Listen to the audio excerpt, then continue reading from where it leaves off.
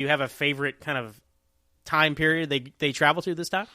This time, actually, I definitely appreciated the 50s timeline more because I loved how they were trying to navigate around the events of the previous movie. I really thought that was cool this time. I really loved that. I loved going back to the dance.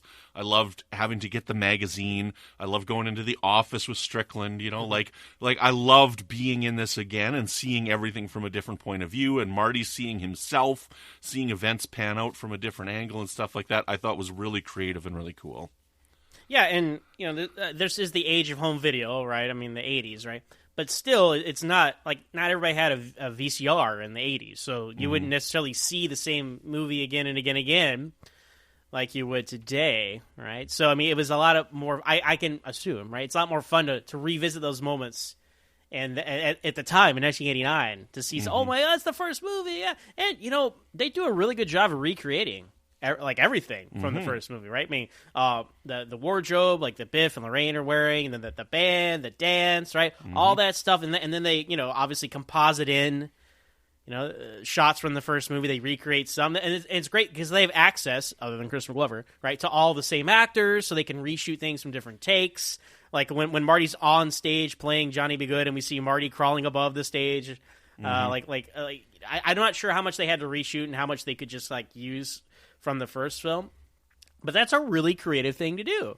I love it. I mean, being Star Trek fans, right? They did this whole thing with Trials and Tribulations, right, for Deep Space Nine, where they go back into Troubles with Tribbles using footage from the original episode. Like that stuff, to me, that stuff is really clever. Like, because it's not easy to make that stuff fit, and when you can make it fit, and they're having fun with it, they're being self-aware with it, right? They're not being too serious with it, so it is fun. But yeah, to your point, the first film was so much about being serious. But hey, I will say this in defense of the film. Doc says, "Look, this has gotten out of control. We're going to dismantle this time machine." Right? Yeah. That's and that's something you forget that's like a plot here because so much keeps happening. They have to keep going back and fixing things. Yeah. But Doc's like, "All right, as soon as we get back to 1985, I'm taking this apart. This is not what I intended the time machine to be for."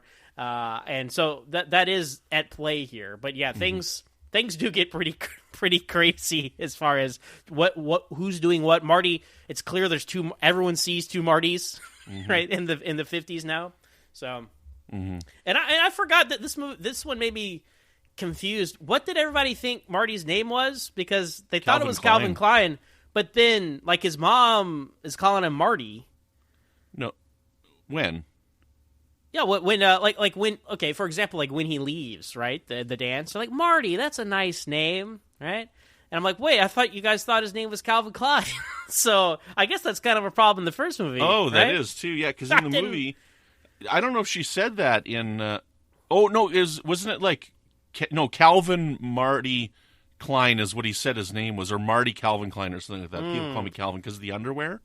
Yeah, I know the underwear. Yeah, but it just I didn't remember who thought he was Calvin Klein, who didn't, because Biff and all his guys think it's Calvin Klein. Right. So that made me think of that was something from the first movie. But of course, they wanted that joke in hey, Marty, that's a nice name. They should have just let him go by Calvin Klein, like he goes by, Clint Eastwood in Part 3, right? Just have a different name.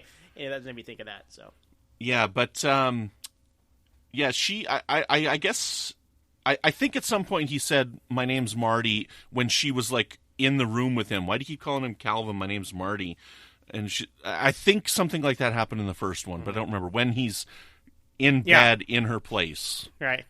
Right. So anyways, but let's talk about again. So while I can accept the time travel that they've set up in the movie of the first one, they don't follow the same rules in this movie at all. And that's also part of the problem for me. So Biff, when he comes back to the future, he should not be coming back to that future, based on their explanation of what happens later on, right? Because, with the alternate timeline, when old Biff comes back and dies, he shouldn't be coming back to that timeline. Right, and that's part of the question about what happens in the first one, right? Because it's wait, should there be another Marty? That kind of thing, the parallel universes and memories of characters and things like that. Because if history remains on its present course, right, and a huge plot hole here, right? Remember the first movie? They send Einstein a minute into the future, right?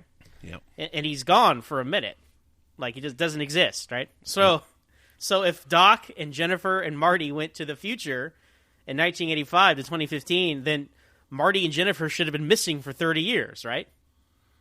No, because Why they not? eventually come back to the regular 1985 at the end of Back to the Future 3.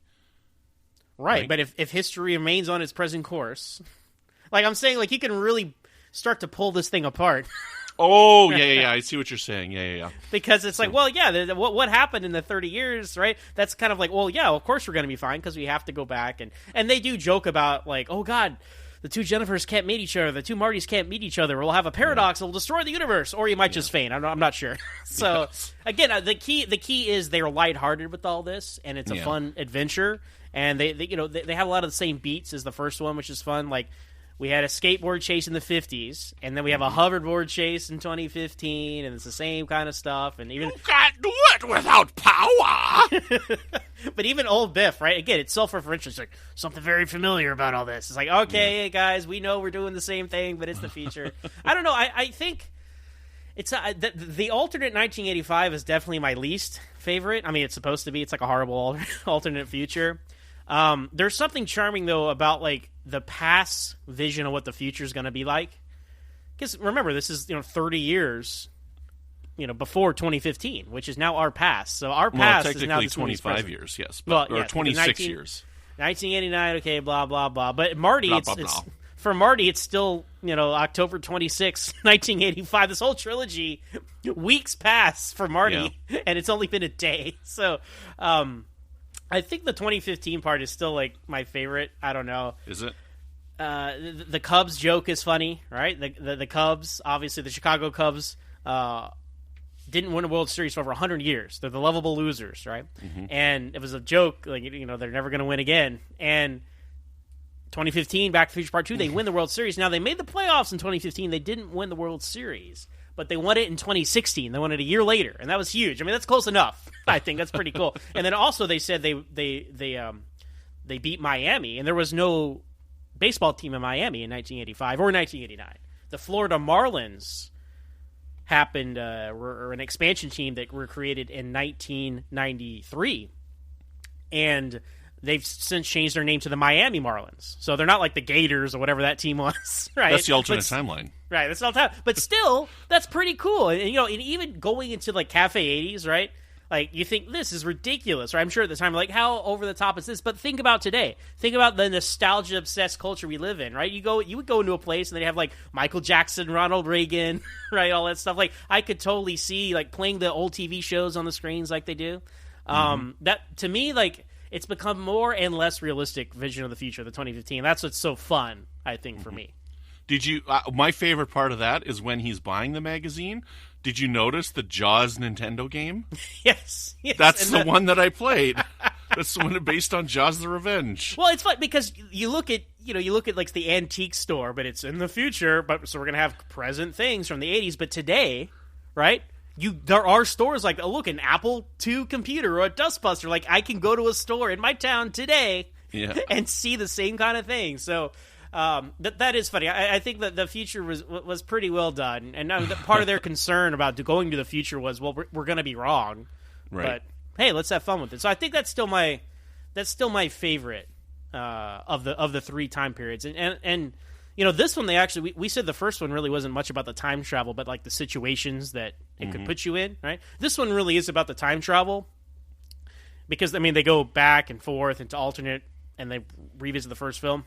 Mm-hmm. But I'm glad they did that. Like, even though we have our issues with some of the decisions, like the first one was like this, like, family story about your parents and yourself and all that. And the second one is, hey, we have a time machine. Let's have some fun with it. What can happen with that, right? And I think that was a good direction to go, even if they didn't necessarily hit a home run like they did in the first film.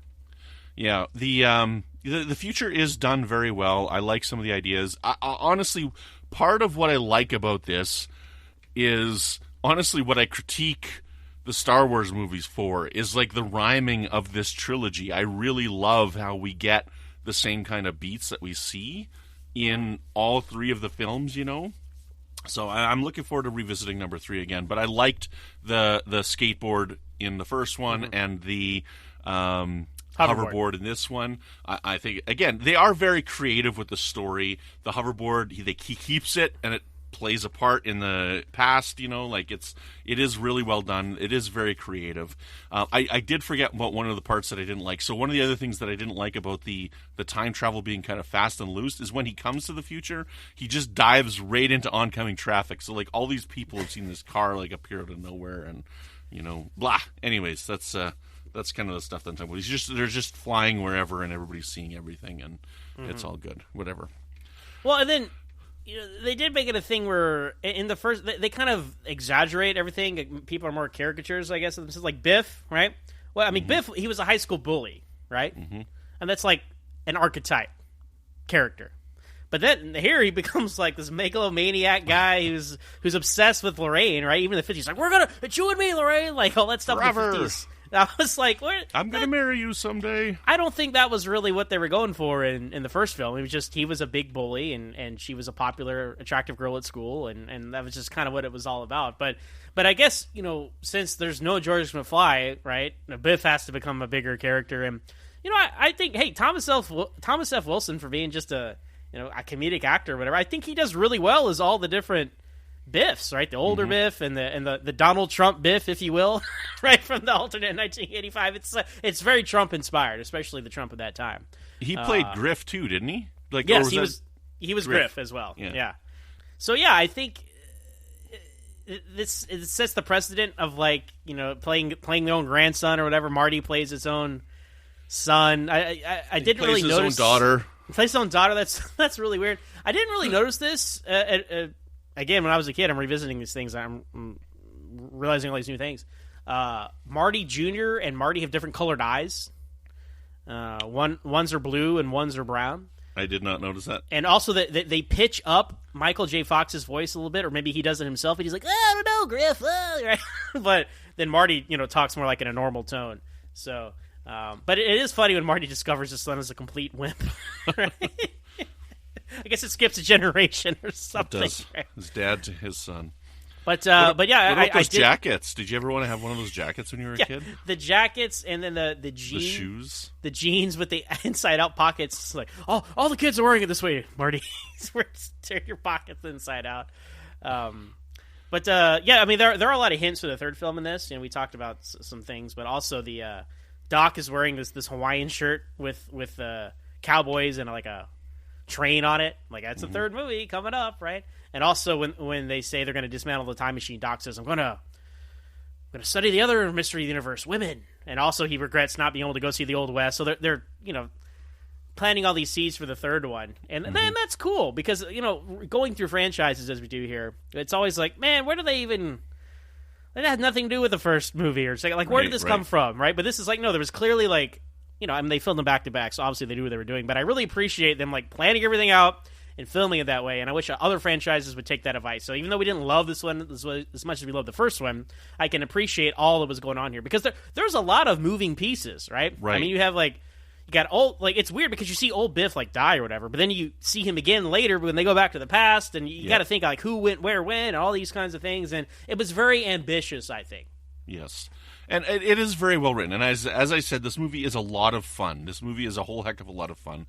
My favorite is what you had mentioned with the video at the Biff Museum, right? Talking about the Old West Wild Bill Tanner Mad Dog. Or whatever. Mad Dog Tanner, yeah. So that's, to me, is the best Easter egg that's planted in because you don't know what's coming, right? And that's not one that you're not going to catch that one until a rewatch for sure.